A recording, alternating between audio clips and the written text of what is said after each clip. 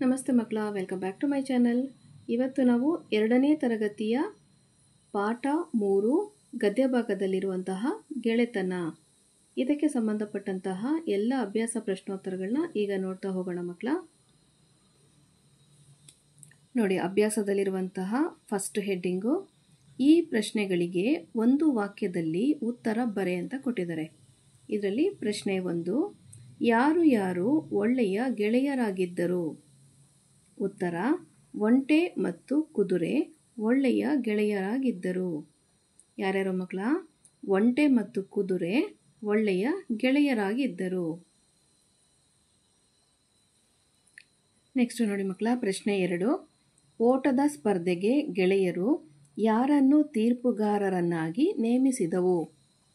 ಉತ್ತರ: ಓಟದ ಸ್ಪರ್ಧೆಗೆ ಗೆಳೆಯರು ಆನೆಯನ್ನು ತೀರ್ಪುಗಾರರನ್ನಾಗಿ ನೇಮಿಸಿದವು. ಪ್ರಶ್ನೆ 3, ಓಟದ ಸ್ಪರ್ಧೆಯಲ್ಲಿ ಮೊದಲ ಸಲ ಯಾರು ಬೇಗ ಗುರಿ ಮುಟ್ಟಿದರು? ಉತ್ತರ: ಓಟದ ಸ್ಪರ್ಧೆಯಲ್ಲಿ ಮೊದಲ ಸಲ ಕುದುರೆ ಬೇಗ ಗುರಿ ಮುಟ್ಟಿತು.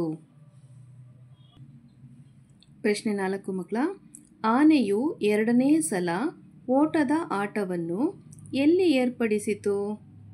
ಉತ್ತರ: ಆನೆಯು 2ನೇ ಸಲ ಓಟದ ಆಟವನ್ನು ಹೆಚ್ಚು ಮರಳು ಇರುವ ಜಾಗದಲ್ಲಿ ಏರ್ಪಡಿಸಿತು.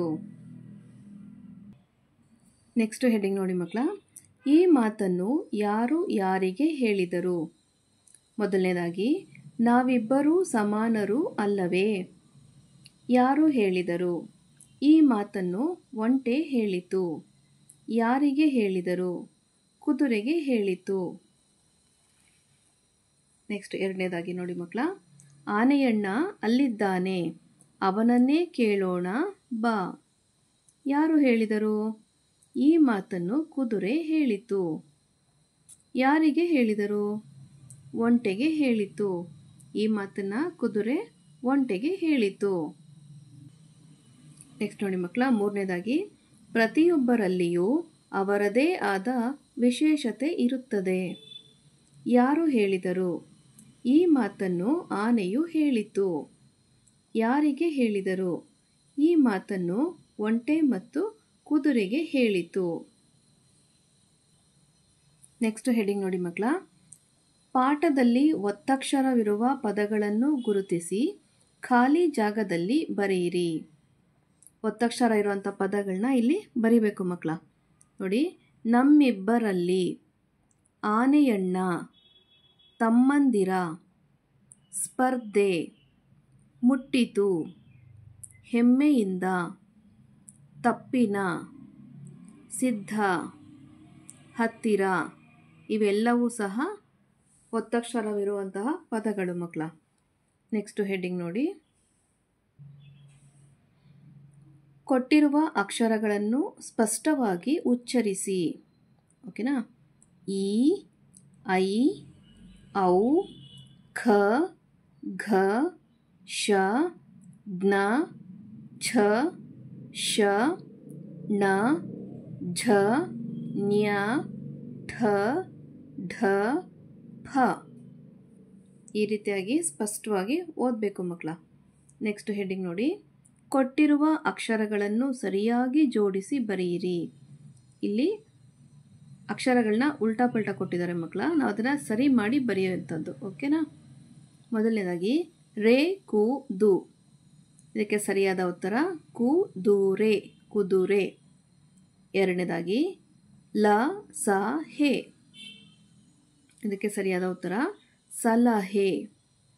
3ನೇದಾಗಿ, ಕು ಹು ಡು, ಇದಕ್ಕೆ ಉತ್ತರ ಹು ಡು ಕು. 4ನೇದಾಗಿ, ಯ ಓ ಳೆ, ಉತ್ತರ ಓ ಳೆ ಯ, ಒಳ್ಳೆಯ. ಅರ್ಥ ಆಯ್ತಾ? ನೆಕ್ಸ್ಟ್ ಚಟುವಟಿಕೆಯನ್ನು ಕೊಟ್ಟಿದ್ದಾರೆ ನೋಡಿ ಮಕ್ಕಳ. ಅ, ಈ ಕೆಳಗಿನ ಗಾದೆ ಮಾತುಗಳನ್ನು ಪೂರ್ಣಗೊಳಿಸಿ ಅಂತ ಕೊಟ್ಟಿದ್ದಾರೆ. ಮೊದಲನೇದಾಗಿ, ತಾಯಿಗಿಂತ ಬಂಧುವಿಲ್ಲ, ಉಪ್ಪಿಗಿಂತ ಡ್ಯಾಶ್. ಏನು ಮಕ್ಕಳ ಇದಕ್ಕೆ ಉತ್ತರ? ರುಚಿ ಇಲ್ಲ.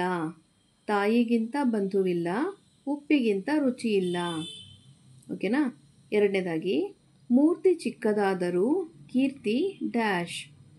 ಉತ್ತರ ದೊಡ್ಡದು. ಮೂರ್ತಿ ಚಿಕ್ಕದಾದರೂ ಕೀರ್ತಿ ದೊಡ್ಡದು.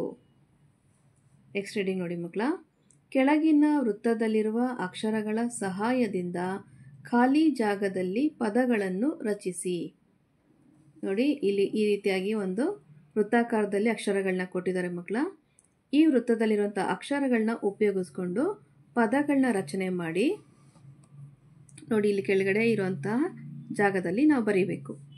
ಮಾದರಿ ಅಂದರೆ ಎಕ್ಸಾಂಪಲ್ ಮಕ್ಕಳ. ಅಮ್ಮ ಅಂತ ಅವ್ರು ಕೊಟ್ಟಿದ್ದಾರೆ. ನಾವೇನೇನು ಬರೀಬೇಕು ನೋಡಿ.